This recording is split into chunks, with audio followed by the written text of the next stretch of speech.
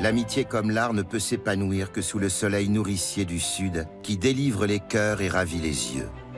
À 15 km au nord de Saint-Paul-de-Vence, Saint-Janet offre à Prévert une nouvelle occasion de raconter avec démesure cette région débordante de vie.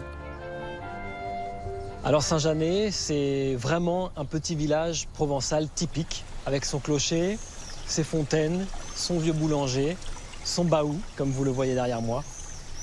Baou, c'est du patois, donc c'est un mot provençal qui désigne une falaise, un aplomb, un escarpement rocheux. Donc en fait, quand on dit baou, on parle d'une colline ou d'une montagne, comme ce que vous voyez derrière. Des baous ici, là il y en a 4 qui sont côte à côte, et donc ça marque bien sûr un visiteur. Prévert découvre le village et son paysage monumental dans les années 50. Instantanément charmé et fidèle à son écriture spontanée, il immortalise son coup de cœur dans un long poème, Vignette pour les vignerons. Et le beau temps s'étale sur le baou. Le beau temps simplement, le beau temps naturellement. Rien d'autre que le soleil et l'ombre caressant tous les arbres. Ce poème est un hymne à la fête du vin, bacchanale arrosée et chantante qui réunit chaque année tout le village de Saint-Janet. Ces vignes s'étendent aujourd'hui sur 3 hectares, à quelques centaines de mètres du cœur de la bourgade. Quand il a écrit son poème sur Saint-Janet, il a tout de suite parlé du bouchon, du vin, du Saint-Janet tardif, ce fameux vin local, très très connu, très prisé au XXe siècle. Donc c'est sûr que ce vignoble en particulier, car c'est le vignoble central du village, ce vignoble est constitutif de l'identité saint-janoise. Le domaine des Hautes-Collines, qui se visite, a gardé en son sol la mémoire de cette harmonie joyeuse et ardente qui a su ravir le poète.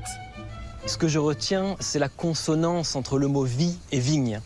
Rien d'autre que le sang de la vigne, ces vignes qui descendent vers la mer. Rien d'autre que la vie embrassant la campagne. Donc il fait consonner le mot vie et vigne. Pour lui, c'est la même chose en ce qui concerne le sud quand il découvre cette région. Paraît-il, il vaut mieux s'adresser au bon Dieu qu'à ses saints. Adressons-nous à Bacchus, c'est le plus vieux de la corporation. Donc Bacchus, qui est Dionysos chez les Grecs, qu'on retient comme Dieu personnifiant la vigne, l'ivresse, la fête, la danse et la vie. Mais pour moi, c'est beaucoup plus profond que cela. Bacchus, c'est aussi le dieu de l'initiation. Et ça, pour moi, Prévert le sait. Et donc, il invoque ce dieu pour parler des saisons qui se renouvellent, qui meurent et ressuscitent elles-mêmes, et pour parler du soleil, qui est vraiment l'emblème de la résurrection ici. À chaque fois que le soleil reparaît, c'est toute la vie qui renaît. Nature vivifiante, caresse du soleil et simplicité de l'existence.